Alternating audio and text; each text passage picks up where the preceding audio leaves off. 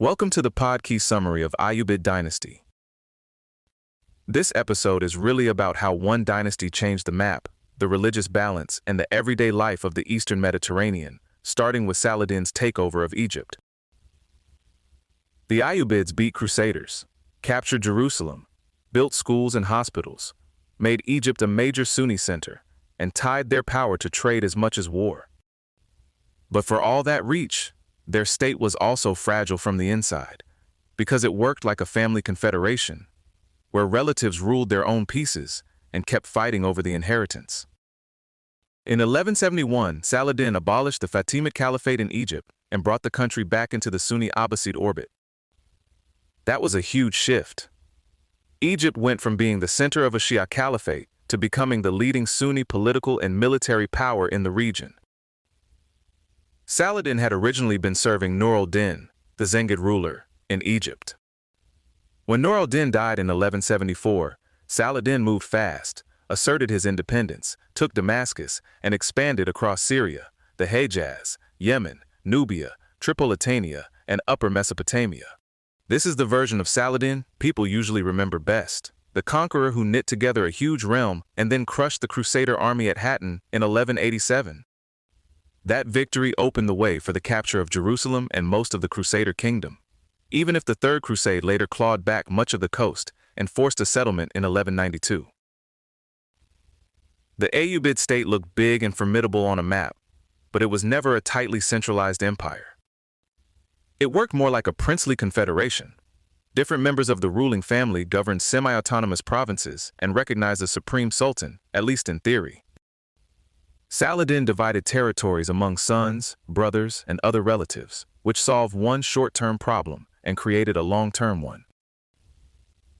After his death in 1193, those relatives fought over Damascus, Cairo, Aleppo, and everything else worth having, until his brother Al-Adil finally took the sultanate in 1200. And this pattern kept repeating. Ayyubid princes would even make deals with outside enemies, including Crusaders, if it helped them against their own family rivals. So the dynasty could control enormous territory and still be politically shaky at the same time.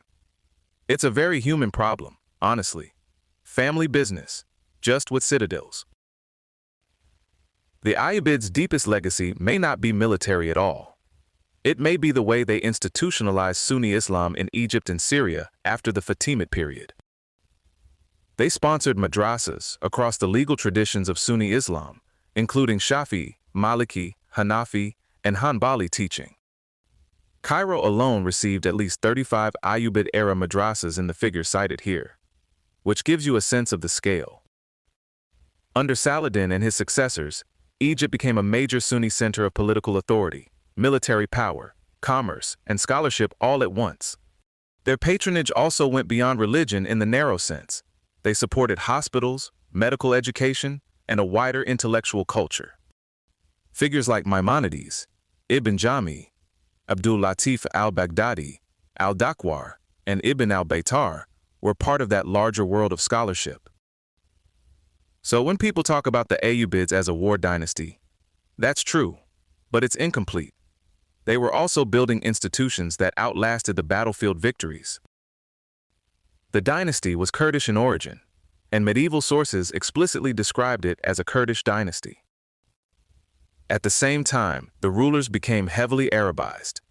Arabic-dominated administration, scholarship, poetry, and urban culture, even while Kurdish remained the family's native language.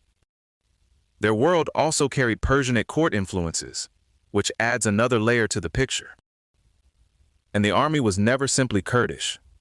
Saladin's forces included Kurdish, Turkic, Arab, Nubian, and former Fatimid elements. Over time, Mamluk units increasingly brought in Turkish and Circassian soldiers too. So Ayyubid identity wasn't one neat label. It was Kurdish lineage, Arabic political culture, Persianate court style, and a mixed military elite where Kurdish and Turkic powers competed side by side. Ayyubid power rested heavily on Egypt's agricultural wealth and on trade routes running through the Red Sea. That meant links from Egypt to Yemen, the Hejaz, India, and the wider Indian Ocean world were central to how the dynasty made money and projected power. The rulers invested in irrigation canals, encouraged sugarcane cultivation, built facilities for merchants, and used ports like Aden to connect commerce across regions. They also taxed trade through naval collection systems and worked to protect maritime routes from piracy. One of the more interesting parts of this period is that contact with Crusader Europe wasn't just constant holy war with swords clanging in the background. There was real commercial and cultural exchange too. Sugar, spices, incense, textiles, carpets, glass, and metalwork from the Middle East moved into European markets, and European demand brought in substantial revenue. So even while armies were fighting, merchants were still very much doing merchant things. The Ayyubids also reshaped cities in stone. Saladin's fortification of Cairo, especially the citadel and city walls, answered the threat of the Crusaders, but also helped consolidate the old Fatimid capital under new Sunni rule. Across Cairo, Damascus, Aleppo, and Jerusalem, they sponsored madrasas, hospitals, mosques, baths, fountains, fortresses, and mausoleums. These projects did more than decorate a skyline. They tied military security, religious legitimacy, and urban renewal together. And one especially notable feature here is the role of elite women. Ayyubid women sponsored numerous madrasas and charitable institutions, which gave them a visible role in shaping public religious and civic life. Defa Khatun's Firdaus Madrasa in Aleppo and Shahar al-Durr's funerary complex stand out as major examples, and they also point ahead to the architectural culture of the Mamluk period. In the end, the same loose structure that helped the dynasty spread also made it vulnerable. Crusaders recovered coastal territory, local dynasties broke away in Yemen and Arabia, and the remaining Syrian Ayyubid lands were eventually overwhelmed in the Mongol advance that followed the sack of Baghdad in 1258. Ayyubid rule in Egypt had already ended in 1250, when Mamluk generals who had defeated the Seventh Crusade overthrew Sultan Turan Shah. The Mamluks kept an Ayyubid principality alive at Hama until 1341, and another branch at Hizn Kaifa lasted into the early 16th century, but the empire as an empire was gone. When the Mongols took Aleppo and Damascus in 1260, it looked like the whole balance of the region had tipped again. Then the Mamluks stopped them at Ain Jalut, and most of Syria passed to Mamluk control. By that point, the Ayyubid world had mostly become a legacy carried forward by others. In institutions, in cities, in trade networks, and in the Sunni order, they helped anchor.